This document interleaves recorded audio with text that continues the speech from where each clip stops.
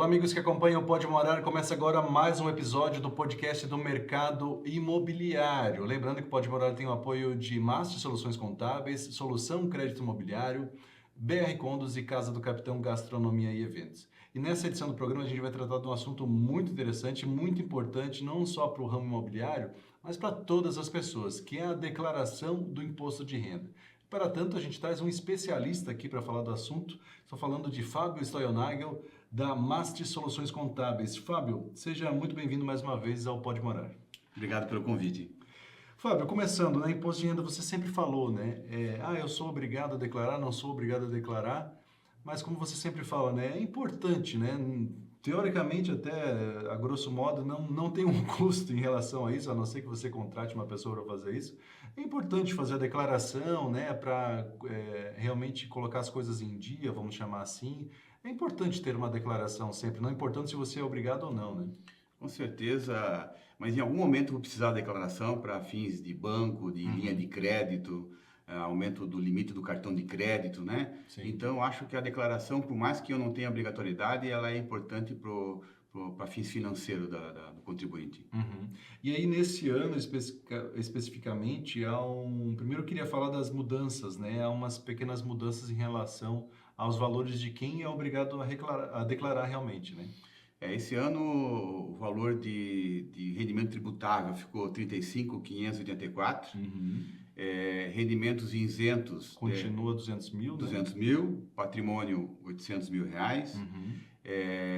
Se eu tive ganho de capital, né, vendi algum imóvel no ano anterior, se eu tive alguma negociação na Bolsa de Valores com ações, né, e também se eu tenho um rendimento acima de 177 mil de rural. Atividade rural. Atividade rural. Uma grande novidade nesse ano também é a questão que a gente às vezes acha que não estão de olho, que tal das bets, né? Muita gente acaba apostando e, enfim, é uma coisa que precisa ter cuidado também, né? Sim, é um rendimento, né? E ele é tributável de imposto de renda, né? E as pessoas aí estão apostando muito, né? Se virou uma febre nacional, né? Então, a malha, ela é sensível a esses pequenos erros, né? A bet, um rendimento de aluguel que eu não declarei, então tem que tomar cuidado com isso. Por falar nisso, a gente precisa entender também, como você falou, né, de rendimentos tributáveis e rendimentos isentos, como distribuição de lucros das empresas, por exemplo, né? Queria que você explicasse rapidamente a diferença entre os dois e até dar alguns exemplos para quem está nos assistindo. Bom, rendimento tributável seriam os salários, seria o prolabore, seria o aluguel, uma aposentadoria. Aposentadoria, né? Pensão, né? Isso seriam os rendimentos tributáveis. E os isentos seriam rendimentos de caderneta de poupança, a distribuição de lucro das empresas. Sim. Os autônomos também, né? Se recebe informalmente, precisa declarar como uma renda, né? O autônomo também. E aí é um rendimento tributável, né? Ele deveria ter feito o carnê-leão já durante o ano, né? Para poder recolher os seus rendimentos, mas ele tem que declarar também. Tem uma situação que eu sempre lembro na minha família, né? A minha sogra, ela é aposentada da prefeitura, então ela tem a folha de pagamento da aposentadoria e desconta direto da folha dela, né? E a irmã dela, ela é aposentada também, mas pela Previdência Social e tem um outro emprego, né? Depois da aposentadoria, que também dá um rendimento. Então, somando a aposentadoria com o rendimento, dá um valor que é tributável. Só a aposentadoria não era tributável um valor muito pequeno. E aí ela fala assim, mas a minha irmã, ela chega na época do imposto de renda, ela tem a restituir. Eu sempre tenho a pagar. Por que isso? E aí você fala, o carnê-leão, né? Assim, não, mas é que ela já é descontado da folha dela durante todos os meses. Se a senhora quiser fazer um carnê-leão, também pode. E no final, de repente, sobra alguma coisa e eles vão devolver a senhora. Existe essa confusão, né? E eu tenho 2 rendimentos. Durante o ano, eu não pago imposto de renda, né? Porque eu não chego no valor mínimo para poder ter retenção de imposto de renda. Só que quando chega no ano que vem que eu tenho que declarar, a somatória dos 2 rendimentos da base tributária, aí eu vou pagar, né? Muitas vezes a pessoa chega no escritório e diz assim, quanto é que eu vou restituir? Não, mas tu não pagou nada o ano inteiro, não tem que você vai pagar, né? Sim. Então, existe essa confusão. Uhum. E até lembra que tem aquelas situações que envolvem as doações, né? Quando você faz a declaração, tem a doação para o fundo do idoso, para o fundo da infância e adolescência. E as pessoas podem fazer doações também para as questões culturais, como nós temos aqui em Joinville, por exemplo, a escola do Teatro Bolshoi e tudo mais. E às vezes a pessoa, não, mas eu não sei quanto que eu vou pagar de imposto, como é que eu vou doar, né, entre aspas, né? Fazer isso para o Bolshoi, você não sei, mas se você pagar mais do que você deve, você é restituído em relação a isso também, Sim, né? sim, não atrapalha, né? Uma coisa não tem nada a ver com a outra, digamos assim, né? E eu acho muito importante destinar, né, já esse percentual de imposto de renda para município, para uma Fica aqui, instituição que né? fica aqui, né? Uhum. Faz bem para a cidade, né? Exatamente, tem que estar bem atento em relação a isso. Com relação ao que acontece quando a pessoa não faz a declaração dentro do prazo, ela acaba pagando uma multa, correndo risco, né? Sim, a declaração fora do prazo, eu tenho uma multa mínima, que é 160, R$ 170, mas podendo chegar a 20% do valor do imposto a pagar, né? Se o valor não ultrapassar o valor mínimo, né? Então, se passou de maio, dia 1º de junho, já está correndo multa se tiver a obrigatoriedade de fazer a E a declaração. pessoa brasileiro talvez tenha um pouco disso, assim, né? Por uma educação financeira, assim, não, não vou declarar, e aí depois vem, assim, a multa, e aí diz, não, peraí, agora eu quero declarar. Como é que acontece essas coisas? E assim, o que acontece muito é o problema com o CPF, né? Eu fico com o CPF com problema e eu sou obrigado a declarar. Por exemplo, se eu tenho aposentadoria e tenho a obrigação de declarar, eu acabo ficando com a aposentadoria bloqueada até que eu regularize a situação. Aí é Né? complicado, né? É muito complicado. Declarar mais cedo ou deixar para declarar no final, como todo mundo faz, deixar para a última hora? Não, como contador eu sei que você quer que seja antecipado, mas o pessoal vai deixando e vai dizendo, ó, Fábio, tem aqui declaração de rendimentos. Ó, Fábio, aqui tá o negócio do meu... Vai mandando aos poucos. Vai mandando devagarinho. Eu até tive um contador amigo de São Paulo que ele fez eu achei interessante, uma tabela diferenciada de cobrança no horário de imposto de renda, onde ele fala assim, se entregar em março é 200, se passar para maio é 230 e assim, quando mais perto do final, vai aumentando o valor da declaração para fazer com que o pessoal se antecipe, né? Mas a questão de declarar antes, declarar depois, se eu declaro antes, se eu tiver valor a restituir, eu recebo antes, né? Mas também se eu sou uma pessoa, não sou tão organizada, né? Eu posso deixar para declarar mais para o final e correr atrás da documentação, buscar a documentação correta para evitar a malha lá no futuro, né? Então vai depender muito da pessoa, mas eu prefiro, logicamente, que se declare antes, né? Que a pessoa já venha aí separando a documentação e declare antes.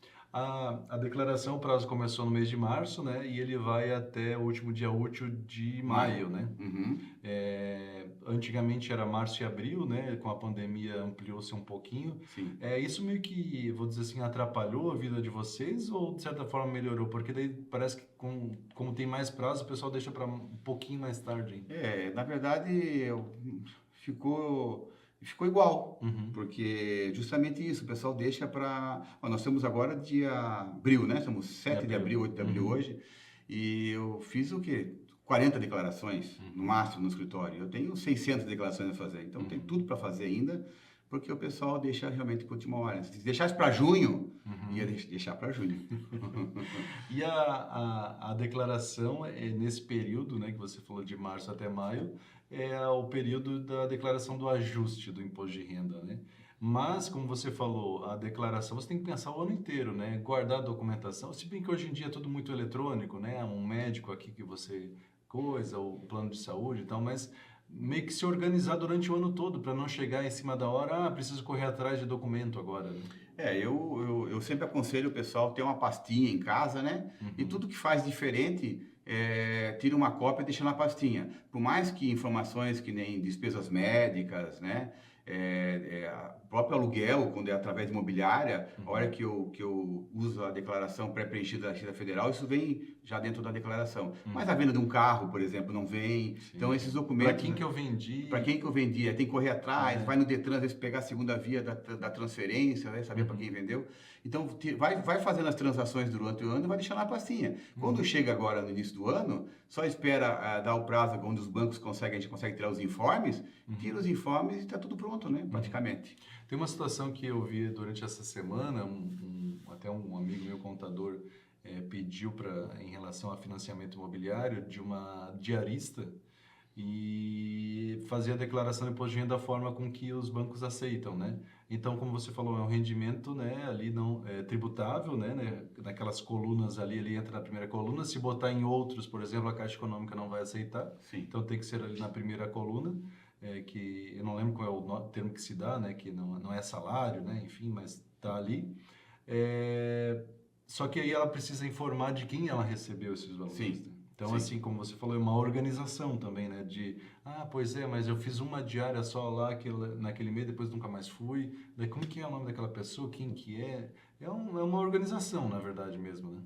A diarista, ela tem que aproveitar o MEI, né? Uhum. Eu acho que ela tem que aproveitar o MEI, né? Porque ela vai emitindo nota fiscal conforme ela vai executando as tarefas E ainda dela. conta a previdência E ainda para conta a ela, né? previdência para ela, né? Mas se não fazer, ela tem que fazer como autônomo, né? E aí é um rendimento tributável e ela tem que anotar, porque se ela tem uma casa fixa, é fácil, né? Sim. Agora, se ela trabalha como diarista, uma semana numa casa, semana de outra, né? E às vezes não retorna mais àquela casa, se ela não pegou o CPF da pessoa que pagou, ela não vai saber mais lá na frente, né?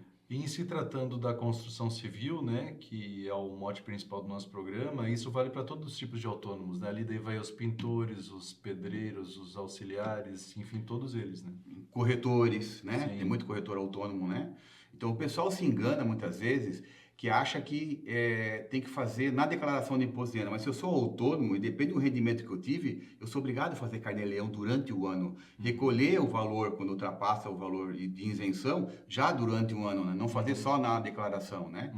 Então, tem muitas coisas que tem que fazer durante o ano, mas de qualquer maneira, se não fazer, tem que ajustar agora e fazer na declaração. A grosso modo, corretor autônomo diria que não vale mais a pena, o certo é ele abrir realmente uma empresa no nome dele? Ou depende do caso? O autônomo em geral, a tabela progressiva de imposto de renda ela é pesada, né? Ela vai até 27,5. Então, e um corretor de imóvel, depende do imóvel que ele vende, ele vai fácil para 27,5, né? No valor, né? Então, acaba saindo caro. Mas, linkando com a reforma tributária, as profissões regulamentadas e no caso do corretor, ele vai ser obrigado a abrir uma pessoa jurídica, se ele não quiser ser penalizado. Porque além de pagar o imposto de renda, que ele já deveria pagar hoje, ele também vai pagar CBS e IBS por trabalhar como autônomo. Então, ele tem que acender uma luz vermelha para 2027, ele teria que abrir uma PJ se não quiser ser penalizado pagando também a CBS e IBS além do imposto de renda. E já que a gente entrou nesse assunto, possivelmente muitas pessoas que nos assistem têm muitos imóveis, né? E alugam esses imóveis, né? Tem um conhecido meu que ainda tem os imóveis como pessoa física e tem um prédio na Zona Sul, tem um prédio no Morro do Meio, tem um prédio no Costa e Silva, enfim, tem vários imóveis pela cidade, tudo locação e tá tudo na pessoa física dele. E ele tá pagando esse 27,5% ali. É uma situação delicada, né? Passou, acho que, do momento de ele realmente abrir uma empresa, abrir, né? E transformar transferir esses imóveis para uma pessoa jurídica para economizar um pouco desses gastos, né? O pessoal evita, posterga, justamente porque na constituição de uma holding e integralização desses imóveis, vai pagar ITBI, nesse momento paga ITBI, né? Mas, novamente, comparando com a reforma, colocando a reforma tributária como evidência, as pessoas físicas com locação, tendo mais de 3 imóveis e receita superior a 240 mil por ano, ela vai ser contribuinte também de CBS e IBS. Então, além de pagar a tabela progressiva de imposto de renda, ou seja, 27,5, também vai pagar CBS e IBS. Vai ficar bem mais caro do que já é hoje, porque hoje já é caro, né? E está sendo discutido aí no Supremo Tribunal Federal a isenção dessa integralização. E pode ser que estava 4-1, né? Vai voltar para a plenária a votação. É muito possível que o contribuinte ganhe essa briga e a gente vai ter uma janela de tempo, porque as prefeituras vão recorrer, muito possivelmente, né? Por causa da contribuição do ITBI. Mas aí temos uma janela de tempo aí, de 1 ano aproximadamente, para poder abrir as holdings e integralizar esse patrimônio sem pagar o ITBI. Então, essas situações dessas pessoas, é bom ficar monitorando e verificar quando isso vai acontecer para poder sair da pessoa física e para a pessoa jurídica, porque vai ficar bem caro com a reforma tributária. Mas mesmo que a pessoa gaste um dinheiro ali para o ITBI, não vai ser nada comparado, talvez, com o que ao longo dos anos ela recolha de 27,5 de imposto de renda mais CBS e IBS. Recupera, né? Recupera, né? Tem que fazer a conta, vai recuperar com certeza, né? Pode acontecer, se eu tiver muito imóvel, o valor imóvel mais caro, pode demorar um pouco mais de tempo, mas que eu vou recuperar, Sim. né? Maravilha. O pessoal tem muito medo da tal da malha fina, né? Cair na malha fina, como eu falei, né? Assim, esqueci de declarar. Peraí. Agora lembrei gosto de ver aqueles negócios da Receita Federal, né? Que é o aeroporto e tal. Daí o cara chega lá e diz assim, o senhor não declarou aqui, tá trazendo coisas assim. Não, então eu quero declarar. Assim, não, agora já foi. Já foi. Quais são os principais motivos que fazem as pessoas caírem na malha fina ainda? Erro de preenchimento dos rendimentos, porque hoje a Receita Federal, no banco de dados dela, ela tem praticamente tudo. Né? A empresa informa o salário, né? A imobiliária informa a locação, o banco informa o rendimento das aplicações financeiras. Tem né? o do médico ali, O né? médico informa as consultas e as cirurgias, né? Então, o preenchimento de maneira errada, com valor errado, a hora que fazer o cruzamento e a checagem dos dados não vai bater, cai em malha fina. O esquecimento de alguma coisa, né? Pode ser que a minha alocação não é através de imobiliária, é diretamente com a pessoa física. Então, a pessoa física vai lá e informa que pagou o aluguel para mim na declaração de imposto de renda dela, eu vou estar na malha também. Então, esquecer algum lançamento, né? E falando de despesa médica, também é importante olhar com atenção o fato da pré-preenchida. O pessoal se engana achando que a pré-preenchida, se veio da Receita Federal, tá certo, eu vou lá e dou enter e transmito. Não quer dizer.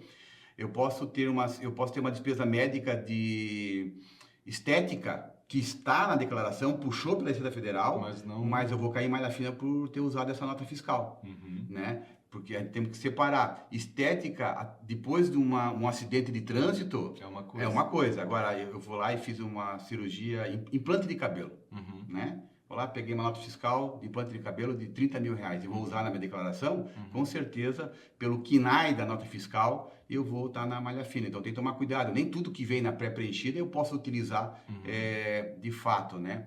Outra coisa que é bem comum cair na malha fina é eu usar o dependente nas duas declarações.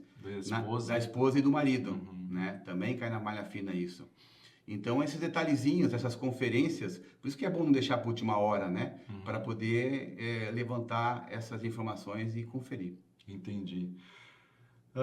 E aí, nessa coisa que você falou em relação à declaração, também vale a pessoa ver assim, é melhor eu declarar junto com meu marido ou com a minha esposa ou declarar separado, né? Porque às vezes realmente somam as rendas e é pior do que separado, né? E é engraçado que muitas vezes eles querem declarar junto para não pagar duas declarações de imposto de renda. Mas a gente sempre faz uma checagem, faz uma avaliação, né? Quanto é que fica junto, quanto é que fica separado, porque muitas vezes a pessoa está pagando mais imposto de renda só para deixar a esposa junto, né? A mesma coisa acontece com um dependente, né? Eu tenho às vezes um filho que já trabalha, já tem rendimento e ele ainda está na minha declaração porque eu tenho a falsa impressão dele como dependente e vai abater meu imposto de renda. Só que eu esqueço que a renda dele vai somar com a minha renda também. Então, vale a pena sempre, nessas situações, fazer os cálculos e verificar se faço separado ou faço em conjunto. E às vezes é um valorzinho que seja ali, é um salário mínimo, já muda a faixa e você já entra. Muda a faixa, paga uma diferença e fica caro o DARF. Uma outra situação que o pessoal vem confundindo muito, né, porque entrou em vigor a situação da isenção do imposto com valores de salário até R$5 mil, né, rendimentos até R$5 mil. Só que isso a pessoa sente hoje na folha de pagamento, do jeito que ela recebe ali, mas na declaração isso só vai valer a partir do ano que vem, né, no ajuste do ano que vem. Ele só sente agora na folha exatamente, né, porque senão, não, mas eu não ganhei ano passado 5 mil, não, peraí. 5 mil é outra coisa. As pessoas estão confundindo isso. Estão confundindo, né? Essa lei ela vale a partir de 1º de janeiro de 2026, né? Então eu não tenho agora as retenções até R$5 mil. Então na declaração do ano que vem, meu rendimento tributável na obrigatoriedade vai mudar, né? Que hoje é os 35 mil, vai mudar, né? Vai passar de R$60 mil, né? Mas durante o ano passado a base tributária era outra, eu tenho que olhar ano passado e não deixar de declarar. Fábio, a gente chegando ao fim da nosso bate-papo rápido aí sobre imposto de renda, a gente poderia estar falando muito mais. Mas eu queria que você deixasse a tua dica final, né, em relação à declaração do imposto de renda para quem está nos assistindo. Como eu sempre falo, eu acho muito importante fazer a declaração de imposto de renda, mesmo as pessoas que não tenham a obrigação de fazer, justamente para ter um documento de comprovação de renda para fins de banco, financiamento, ajuda. E abre uma pastinha, compra uma pastinha e comece a guardar a documentação, que eu tenho certeza que ano que vem você não vai ter essa correria que você teve esse ano, porque vai estar tudo na pastinha, é só pegar a pastinha e levar para o seu contador. No primeiro dia já. No primeiro dia. E que esse contador seja master. E que esse contador seja master. É isso mesmo. E eu quero aproveitar também, Fábio, falar de uma situação que também complica quando envolve o financiamento imobiliário, né? Que é justamente se programar para essa situação, geralmente no financiamento, quando chega o momento de financiar o imóvel. Às vezes a pessoa comprou o imóvel, né? E vai chegar o momento de financiar, a partir do ano que vem o imóvel vai ficar pronto, eu vou financiar. Então, há exemplo, né? O exemplo Caixa Econômica Federal, que é um banco que muita gente faz o financiamento, ela considera o quê, né? O Fábio bem explicou, né? Rendimentos tributáveis acima de 35.584. Então, se a pessoa recebeu um prolabore, por exemplo, um empresário, né? E botou lá um salário mínimo, quando somar os 12 meses, não vai chegar no 35 mil. E aí, para a Caixa Econômica, essa pessoa não precisaria declarar imposto de renda, então ela não vai considerar imposto de renda como comprovante de renda. E com relação aos rendimentos não tributáveis, né, os isentos, que é a distribuição de lucros, por exemplo, a pessoa distribuiu 180 mil, 190 mil. Para ser obrigado a declarar, tem que ser acima de 200 mil reais. Então, se não distribuiu 200 mil, também não vai considerar como comprovante de renda a declaração. Então, você tem que ser para a Caixa Econômica, você tem que ser obrigado a se enquadrar em um deles ou nos dois, né? Acima de 35 mil no prolabore ou acima de 200 mil na distribuição de lucros, por exemplo. Daí, às vezes, a pessoa não se programou para aquilo, o contador não fez a distribuição dos lucros, né? A empresa, né? A contabilidade, de uma forma geral, não fez durante o ano e a pessoa vai ter uma declaração que não serve para nada. Né? Então é complicado. Mas justamente isso, é se organizar, né? Eu olho para o ano de 2026 e 27, eu vou financiar um imóvel. Eu tenho a intenção de financiar um imóvel, de trocar minha casa, comprar um apartamento.